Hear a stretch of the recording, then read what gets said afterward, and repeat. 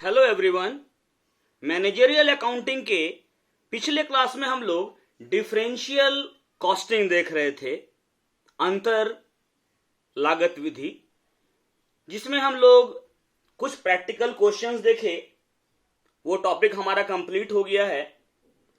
आज हम स्टार्ट करेंगे स्टैंडर्ड कॉस्टिंग, मतलब प्रमाप लागत या मानक लागत। Standard costing top level managerial decision के लिए एक बहुत ही इंपॉर्टेंट टूल है। किसी भी बिजनेस में सक्सेस पाने के लिए यह जरूरी है कि उसका प्रोडक्शन प्री डिटरमाइंड टारगेट के अकॉर्डिंग हो। प्रोडक्शन प्री डिटरमाइंड टारगेट के अकॉर्डिंग हो रहा है या नहीं, इसकी जानकारी के लिए एक पैमाना, एक मानदंड इसकी आवश्यकता होती है, जिसकी भरपाई स्टैंडर्ड कॉस्टिंग मेथड करती है। एक बार प्रोडक्शन का क्राइटेरिया, स्टैंडर्ड या पैमाना निर्धारित हो जाने के बाद इसके प्री डिटरमाइंड क्राइटेरिया या प्री डिटरमाइंड स्टैंडर्ड से एक्चुअल रिजल्ट का कंपैरिजन किया जाता है, ताकि प्री डिटरमाइंड और एक्चुअल रिजल्ट्स में कंपैरिजन करके वेरिएंस निकाला जा सके, अंतर मालूम कर सकें, और उसके जो कारण है, किन कारणों से यह अंतर आया, इसको हम जान सकें और इसे बिजनेस के इंटरेस्ट में, मतलब व्यवसाय के हित में समस्याओं को दूर किया जा सके। Standard costing is the most widely used technique of controlling costs. It is based on the predetermination of costs. Idea behind this technique is that for controlling cost, the management should not only know the costs that have been actually incurred, but also predetermined or standard costs, that is, the cost which should have been incurred. The difference between actual cost and predetermined costs provides management with necessary information for controlling costs. In other words, in standard costing technique, in order to control costs, an attempt is made to ascertain beforehand what the cost should be, and further attempt is made to ensure that actual costs do not exceed these predetermined costs. In fact, on the basis of time of cost computation, मतलब जो हम लागत मालूम करते हैं, लागत मालूम करने का जो समय है, उस आधार पर costs are classified into two categories. First है historical cost and second है predetermined cost. Historical costs are the actual costs which are ascertained after they are incurred. Historical costing जो है, ये जब cost actual में हो जाता, मतलब जब खर्च जब वास्तव में हो जाता है, तब ये बनाया जाता है। हिस्टोरिकल कॉस्टिंग की कुछ सीमाएं भी हैं, लिमिटेशंस भी हैं। पहला है no basis for cost control. Historical cost को हम लोग लागत के नियंत्रण के लिए इस्तेमाल नहीं कर सकते, क्योंकि ये कॉस्टिंग बनाया जाता है खर्च हो जाने के बाद में। Historical cost can not be used for the purpose of cost control as the cost has already been incurred before the cost figures can become available to management. Management के पास ये हिस्टोरिकल कॉस्टिंग का data पहुंचने से पहले पहले खर्च तो हो चुका होता है। Thus,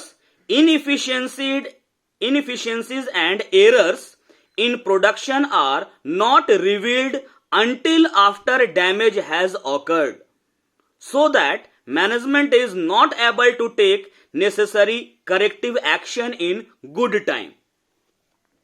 ये तो खर्च हो जाने के बाद ना बनता है, तो मैनेजमेंट के पास ये इंफॉर्मेशन कब पहुंच, जब खर्च हो चुका होता है। तो अब खर्च तो हो गया है, तो कंट्रोल कहां से होगा।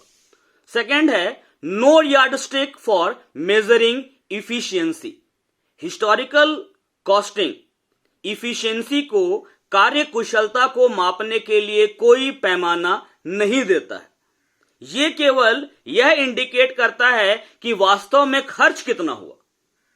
तीसरा, delay in availability of information. Historical costing में जो डेटा रहता है वो तो कॉस्ट रेडी हो जाने, मतलब कि पूरा अकाउंटिंग रिकॉर्ड जो है कॉस्ट का बन जाने के बाद में मिलता है। तो इस तरह से इंफॉर्मेशन जो मिलता है इसमें हिस्टोरिकल कॉस्टिंग में, ये बहुत लेट से मिलता है और इस कारण से मैनेजमेंट को मैनेजरियल डिसीजन मेकिंग में ये किसी भी तरह का हेल्प नहीं करता।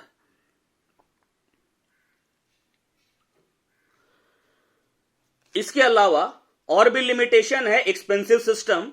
ये हिस्टोरिकल कॉस्टिंग को कंपैरेटिवली, तुलनात्मक रूप से ज्यादा खर्चीला माना गया है क्योंकि इसमें बहुत सारे रिकॉर्ड मेंटेन करने होते हैं। These limitations encouraged the development of a more satisfactory costing approach based on predetermined costs. The predetermined costs permit the management to know before production starts what the cost should be, so that inefficiency and waste may be detected at the source. Predetermined cost figures that are ascertained on a scientific basis result in standard costs. Standard costs are thus a particular type of predetermined cost used in standard costing system. Standard costing is not an alternative system to job order or process costing. It is a special technique to control cost and can be used in conjunction with any other system like job costing, process costing or marginal costing, etc. Historical costing मतलब ऐतिहासिक लागत पद्धति की जो सीमाएं हैं, इस कारण से एक ऐसे सिस्टम की जरूरत हुई जिसमें कॉस्ट का पता पहले ही लगाया जा सके। ये जो पूर्व निर्धारित लागत है, ये मैनेजमेंट को बतलाता है कि लागत क्या होनी चाहिए ताकि जो अकुशलताएं हैं या जो बर्बादी है उनकी पहचान करके उनको रोका जा सके। ये जो पूर्व निर्धारित लागत है, प्री डिटरमाइंड कॉस्ट है, ये साइंटिफिक बेसिस पर तैयार किया जाता है, वैज्ञानिक आधार पर तैयार किया जाता है और इसी को हम लोग स्टैंडर्ड कॉस्ट कहते हैं।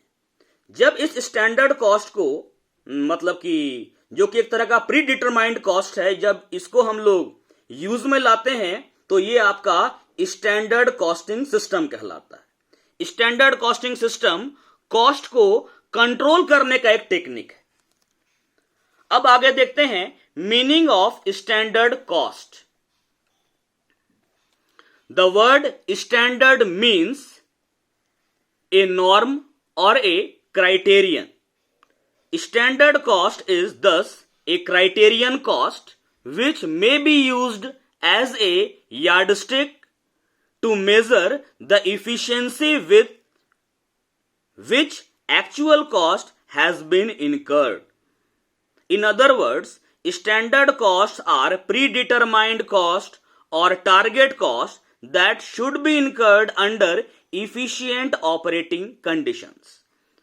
मतलब ये जो मानक लागत है, प्रमाप लागत है, यह एक पूर्व निर्धारित लागत है या टारगेट लागत है जो कि खर्च होनी चाहिए अगर कुशलतापूर्वक ऑपरेटिंग कंडीशंस में इसका इस्तेमाल किया जाए। तो CIMA लंदन ने स्टैंडर्ड कॉस्ट को डिफाइन किया है।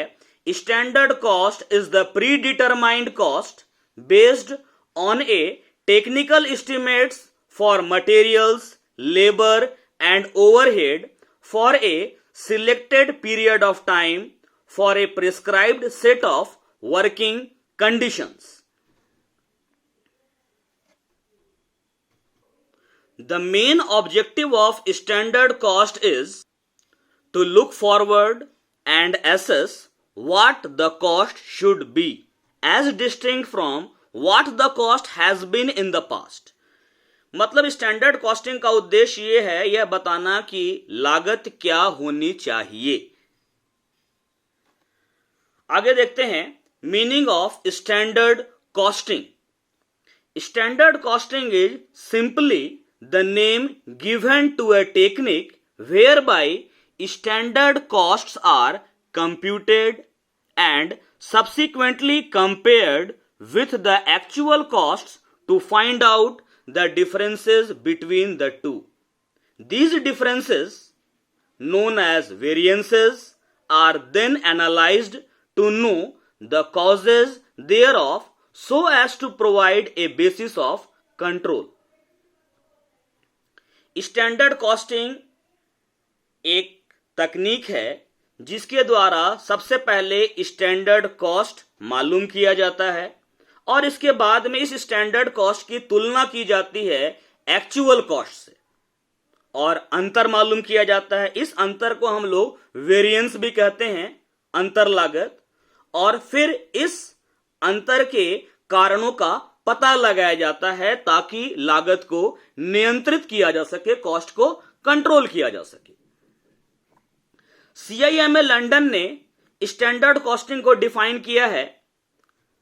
Standard costing as the preparation of standard costs and applying them to measure the variations from actual costs and analysing the causes of variations with a view to maintain maximum efficiency in production.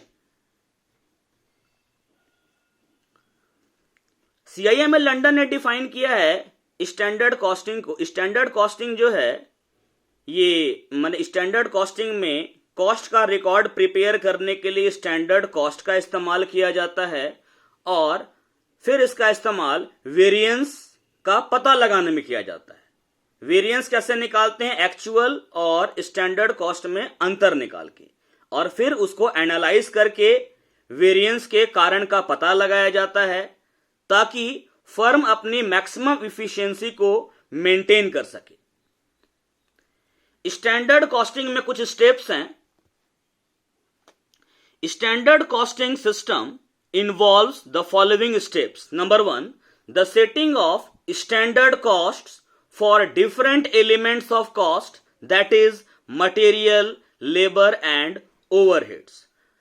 Cost के जितने भी तत्व हैं, लागत के जितने भी तत्व हैं, चाहे वो सामग्री हो, श्रम हो अथवा ऊपरी व्यय हो, इन सभी के लिए सबसे पहले एक स्टैंडर्ड कॉस्ट सेट किया जाएगा, मानक लागत तय की जाएगी.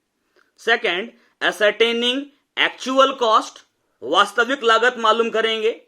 Third, comparing standard with actual costs to determine the differences between the two, known as variances.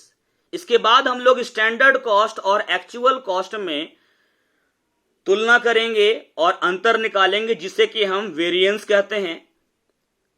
Fourth, analysing variances for ascertaining reasons thereof.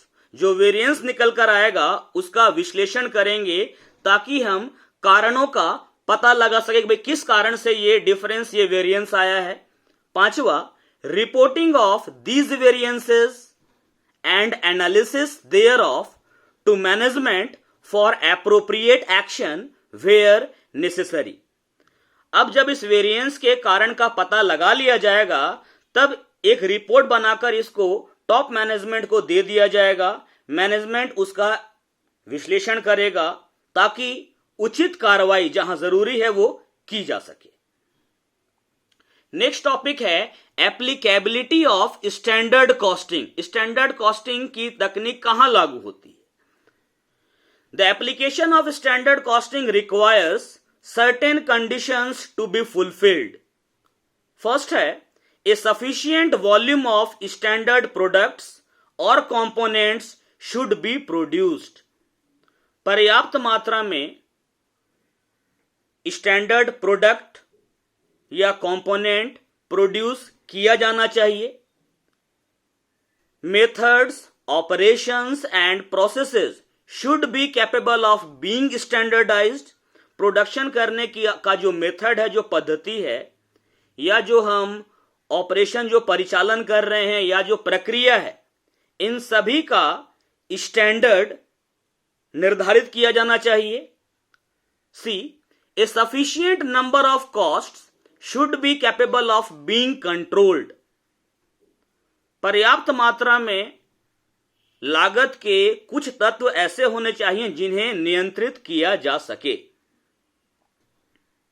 Industries producing standardized products which are repetitive in nature, that is, industries using process costing method fulfill all the above conditions, and thus the system can be used to the best advantage in such industries. For example, fertilizers, cement, bakers, sugar etcetera. मतलब ऐसे उद्योग जहां पर standard product का मतलब एक ही जैसे उत्पाद का, समान उत्पाद का रिपीटेटिव नेचर का प्रोडक्शन होता है, मतलब बार बार एक ही प्रोडक्ट बनाया जाता है, या जहां पर प्रोसेस कॉस्टिंग मेथड यूज किया जाता है, वहां पर स्टैंडर्ड कॉस्टिंग सिस्टम का भी इस्तेमाल किया जा सकता है। नेक्स्ट देखते हैं standard cost and estimated cost comparison. मानक लागत और अनुमानित लागत के बीच तुलना। Both standard cost and estimated cost are predetermined cost computed in advance of production. मानक लागत हो या अनुमानित लागत हो, दोनों ही पूर्व निर्धारित लागतें हैं जो कि प्रोडक्शन का काम शुरू होने से पहले ही मालूम कर ली जाती, but their objectives are normally different, लेकिन उनका उद्देश्य अलग अलग है। The differences between the two are summarised as under. Difference क्या है? स्टैंडर्ड कॉस्ट और एस्टिमेटेड कॉस्ट में पहला डिफरेंस किया गया है नेचर के बेस पर। Standard cost aims at what the cost should be. Standard cost का एम रहता है कि लागत क्या होनी चाहिए। Estimated cost is an assessment of what the cost will be. Estimated cost बताता है कि लागत क्या होगी। एक बता रहा है क्या होगी और एक बता रहा है क्या होनी चाहिए। दूसरा, basis. Standard cost are planned cost which are determined on a scientific basis after taking into account certain level of efficiency. Standard cost जो है ये एक योजनाबद्ध लागत है जिसे कि वैज्ञानिक आधार पर मालूम किया जाता है, और इफिशिएंसी मतलब कि जो दक्षता है उसके हर एक स्तर को ध्यान में रखा जाता है। Estimated cost are based on average of the past figures taking into consideration anticipated changes in future. ये जो अनुमानित लागत है ये पूर्व की औसत लागत के आधार पर बनाई जाती है, और इसको निकालते समय भविष्य में आने वाले जो अनुमानित परिवर्तन हैं उनको भी ध्यान में रखा जाता है। Third, relation to accounts.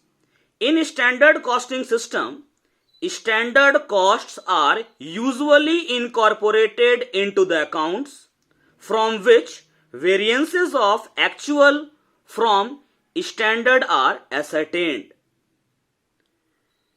Standard costing system में स्टैंडर्ड कॉस्ट को सामान्यतः अकाउंट्स में शामिल किया जाता है, जिससे एक्चुअल और स्टैंडर्ड के सहयोग से हम लोग वेरिएंस का पता लगाते हैं। Estimated costs are used as statistical data for comparing with actual figures. अनुमानित लागत को सांख्यिकीय आंकड़ों के तौर पर इस्तेमाल किया जाता है वास्तविक आंकड़ों से तुलना करने के लिए। Such cost are not entered in the books of accounts. इस प्रकार की लागतों को लेखांकन की पुस्तकों में शामिल नहीं किया जाता। चौथा है आपका use. Standard costs are meant to be used for a concern operating on a standard costing system. Standard cost का इस्तेमाल वो संस्थाएं करती हैं जो कि स्टैंडर्ड कॉस्टिंग सिस्टम का इस्तेमाल कर रही हैं। Estimated cost may be used in any concern operating on a historical cost system. जबकि अनुमानित लागत का इस्तेमाल ऐसी किसी भी संस्था में किया जा सकता है जो कि ऐतिहासिक लागत पद्धति पर काम कर रही है। Purpose. Standard cost serve the purpose of cost control. मानक लागत का उद्देश्य क्या है? लागत को नियंत्रित करना। Estimated cost do not serve the purpose of cost control. अनुमानित लागत जो है ये लागत नियंत्रण के उद्देश्य को पूरा नहीं करती हैं। Such cost serve other purposes like quoting, selling price of new products, decision to buy और मैन्युफैक्चर एटसेट्रा। इस प्रकार की जो लागतें हैं इनका इस्तेमाल नए प्रोडक्ट के लिए सेलिंग प्राइस कोट करने में या बनाएं या खरीदें, इस प्रकार के निर्णय को लेने में की जाती। अगले क्लास में हम लोग स्टैंडर्ड कॉस्टिंग और बजटरी कंट्रोल के बीच सिमिलैरिटी और डिफरेंस जानेंगे। इसके बाद स्टैंडर्ड कॉस्टिंग का टेक्निक का एडवांटेजेस, डिसएडवांटेजेस और इसके बाद हम लोग प्रैक्टिकल पर आएंगे। Thank you.